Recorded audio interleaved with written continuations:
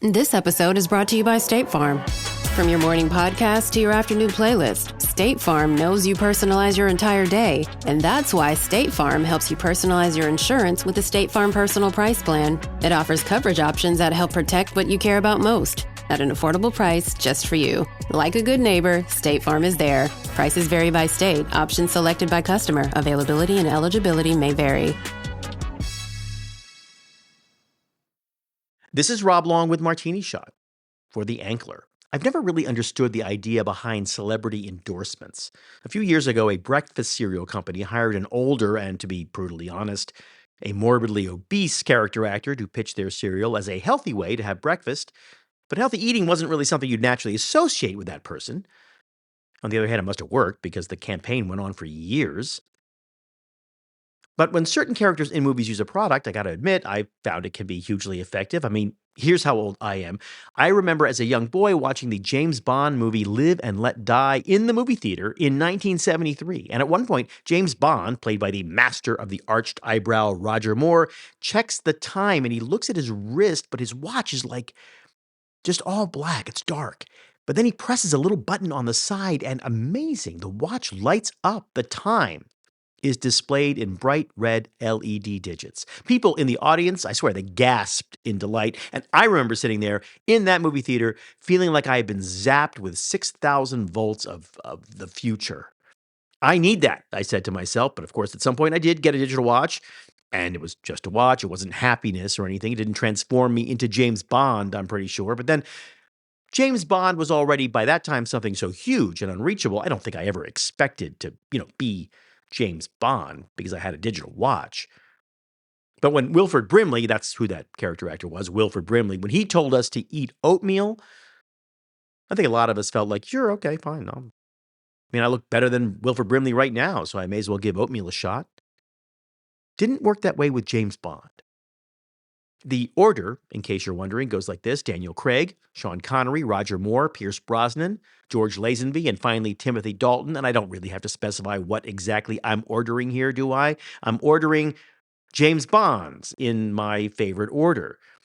When Roger Moore, who delivered the smoothest and most unruffled version of Ian Fleming's eternal and unkillable staff member of Her Majesty's Secret Service, when he died at the smooth and unruffled age of 89, his death set off a, storm of remembrances and testimonials to the great actor, as well as reanimating that debate about who was the best James Bond.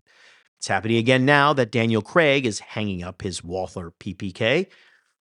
Now, with the deepest respect to the late Roger Moore, it must be said that his was the third best 007. That's not really a criticism. He ranks just below the original Bond, Sean Connery, and the recent and best Bond, Daniel Craig. Moore played Bond as a gentleman, a thinker and a detective more than a fist-throwing secret agent. Moore's Bond was all arched eyebrows and complicated safari jackets, and his villains veered into the Baroque territory fitting for a James Bond who wore, honestly, velour tracksuits, and he smoked Panatella-length cigars. Roger Moore played James Bond with a kind of winking acknowledgement that all of this was perhaps a little silly and past its prime. That did not make him a bad 007 at all. He outranks Brosnan, kind of, Lazenby and Dalton. But it keeps him from the top two ranks. And, poor Timothy Dalton was a pretty good Bond, but he had the misfortune of following Roger Moore in the role. And one way you can gauge how well an actor inhabits a part is how impossible it is to follow him. Dalton's 007 was doomed by events out of his control. The indelibility of Roger Moore's James Bond, the concurrent decline in quality of the typical James Bond picture screenplay. By Roger Moore's retirement, the entire series seemed tired and out of energy and didn't catch fire again until Pierce Brosnan's first-rate James Bond. Brosnan wore Brioni suits, though, and James Bond is supposed to wear Savile Row, so there were points off for that. But, we can file George Lazenby's efforts in the 1969 On Her Majesty's Secret Service in the Timothy Dalton character. He may have been a really good James Bond, even, great James Bond, perhaps, but he was eclipsed by his predecessor, Sean Connery.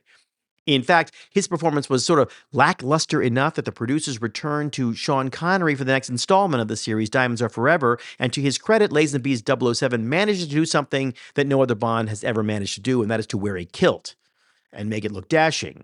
And that has to count for something. For that reason, he cannot be the last on the list. And look, this is my ranking. Yours is going to be different, I know. Most people place Sean Connery at the top. And there's good reason for that. His James Bond was the first. He burst onto screens in 1962 in the rarely seen but super stylish Dr. No. And his Bond had a squat Celtic athleticism to him that felt real and dangerous. The James Bond of Ian Fleming's novels could be brutish and cruel, and Connery managed to hint at that with his steely eyes and thin smile. But Daniel Craig managed to embody the caged violence of the written Bond and add in the arched eyebrow here and there. His Bond is a smart, slightly bitter, hardworking professional with a craggy feature and scars to prove it. Daniel Craig's James Bond is a fitting 007 for our, craggy and scarred times. It's a brave actor who steps into the part when he retires, whoever that is. Of course, this is all just silly overthinking. My 007 ranking is based on analysis and show business experience, and to be frank, simply trying to sound smart. If I were being truly honest, I'd rank the James Bonds by the impact they had on me when I watched them on the screen for the first time. It wouldn't be a question of who I thought was the best Bond. Thinking has nothing to do with it, but rather who took my breath away with the coolest on-screen action. In other words, who was playing James Bond when I was an 11-year-old boy and saw my first digital watch? That was Roger Moore. Question is not who was the best Bond. The question was, who was I when I watched that movie? The first thing I remember in Live and Let Die is that he's about to take a bath, which was weird. He's smoking a cigar with that thin Panatella, which is kind of weird too. And he suddenly sees a poisonous snake slithering towards him, and with an aerosol can and the lit end of the cigar, he creates a kind of a flamethrower and incinerates the snake. And that was a stunt I tried to recreate many times myself with matches and household cleaners. It's a wonder I didn't, burn the house down or set myself on fire. But even now, right now, I wonder if I could pull it off. The second Roger Moore moment from that movie, well, not from that movie, but from The Spy Who Loved Me, was after a harrowing ski chase. Bond is cornered and he jumps, skis and all, off a dizzyingly high alpine peak, and he free falls for a few moments.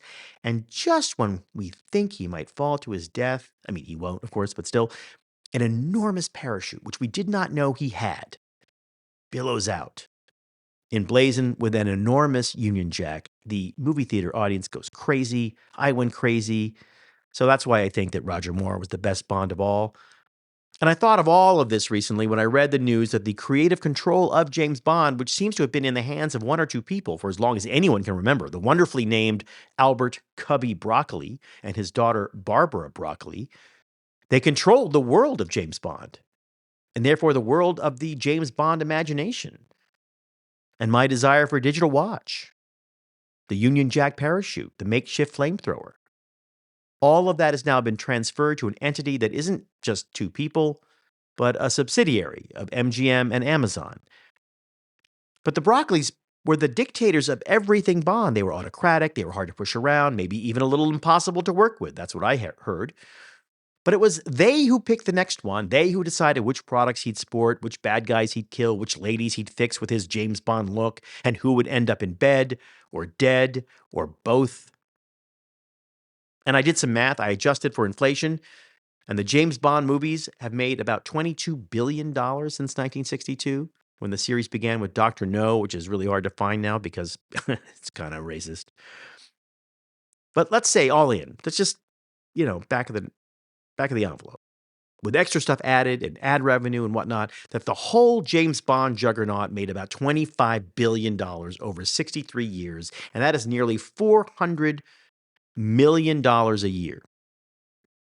It's enough to make a bunch of people seriously rich, but also a bunch of people with shareholders and quarterly earnings calls to wonder if maybe they couldn't squeeze a little more out of that old British spy. The Broccolis, after all, had been stepping on the hose for 63 years. Bond was a tightly wrapped product, which makes sense when the entire financial ecosystem of the brand was limited to people you could name and send an email to. But show business is always a lot more remunerative when the number of paychecks is small. That's not to say that Hollywood is a bad big business or a big bad business, I don't know. It's a terrific business for a lot of people, but one of the ways you can learn about an industry is to take note of who got rich and how. And in show business, some rich folks like directors, producers, and actors and Broccolis, rarely writers, Those guys get rich by selling their talents and services to the highest bidder or by owning something amazing and growing it and tending it and controlling the supply of it. Other rich folks, studio chiefs, sort of executives, they get rich by negotiating giant pay packages and fat stock options. But notice who is not on the list? Shareholders. Show business is a great place for individuals to get very, very, very rich. Publicly held companies, not so much.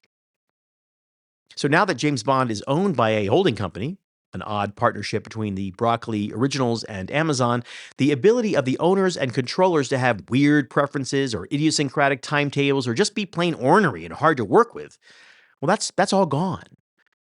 They probably won't kill the franchise, at least not intentionally, but I'm sure there are meetings happening right this minute in sleek conference rooms with people delivering PowerPoints and brand research results and bullet points with words like brand extension, next gen, origin story dash Timothy Chalamet question mark, Felix Leiter universe question mark, and probably even a bullet that says simply Bond, Janet Bond. And that may all work. I mean, it won't. We know it won't, but I'm just trying to be optimistic. But $400 million a year seems like a lot of money if you're a Broccoli, but not so much if you're a Bezos.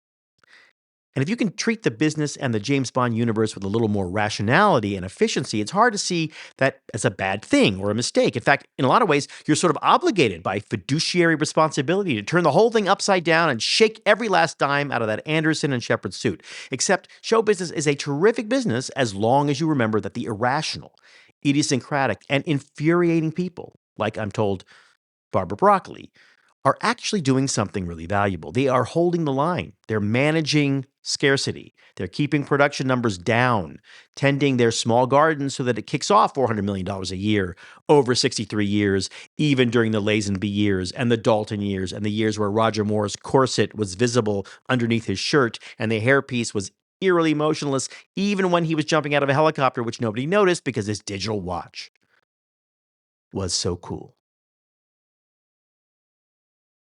And that's it for this week. Next week, we'll make our peace with AI. For The Ankler, this is Rob Long with Martini Shot.